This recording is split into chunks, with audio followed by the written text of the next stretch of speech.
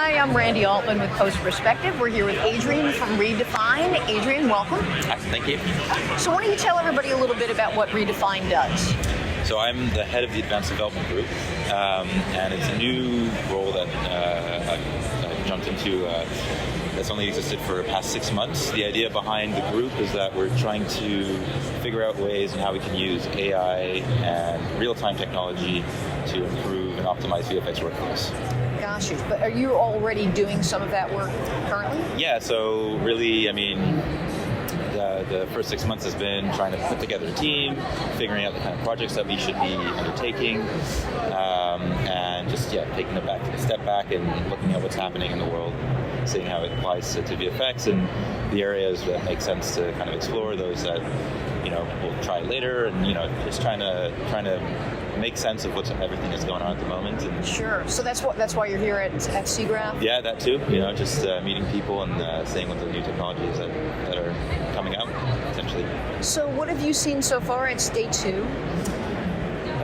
Lots of interesting things. One that I was pretty excited about, seeing their presentation, is a company called Belinga, who basically figured out a way of bringing Nerf technology into Unreal, which kind of like combines the two areas that I'm particularly interested in, which is AI and real time, and it's just great to see those kind of worlds colliding and things coming together that way. So that's been cool to see, and just not necessarily related to AI or real time, but USD, and seeing how broadly used that's happening in every company jumping into that, and knowing that DNEG and Redefine are also in the same place and jumping into that space is cool, just to kind of feel that we're all doing the right things, and it's all coming together in a nice way. Yeah. So everybody's talking about AI, and you're here to look at some of that technology, but how do you see it being used to help your workforce specifically? I mean, I think it's just going to come in different flavors. Obviously, there's generative AI for images, and I think that is going to be useful for concept art, potentially DMP as well, where we can find ways of doing 2.5D solutions, utilizing that.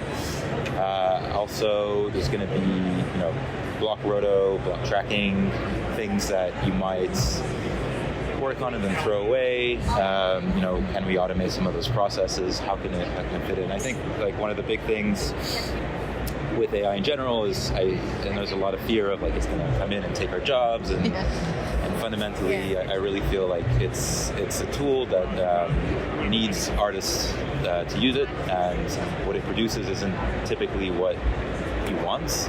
And so you need to basically work with it, figure things out, and mold it to actually get it to do what you want. And I think the artist is always going to be key to make that happen. So it's not really a replacement of the artist. I think it's just an extension of tools that are going to open up to the artists. And so that's what I'm particularly excited about on the AI front. Yeah, so it's just another tool in the toolbox, maybe a little head start on some of the more time-consuming tasks. Yeah, it could be either head start on a time-consuming task. It could also just be ideas, just trying things out quickly to then realize that it maybe might not be the right thing.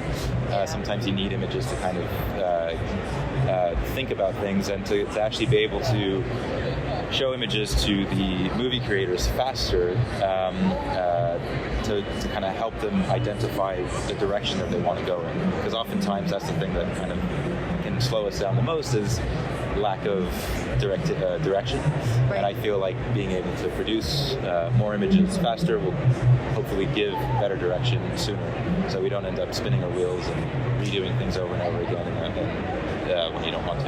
Sure, that makes sense. Adrien, thank you very much for stopping by. I appreciate it.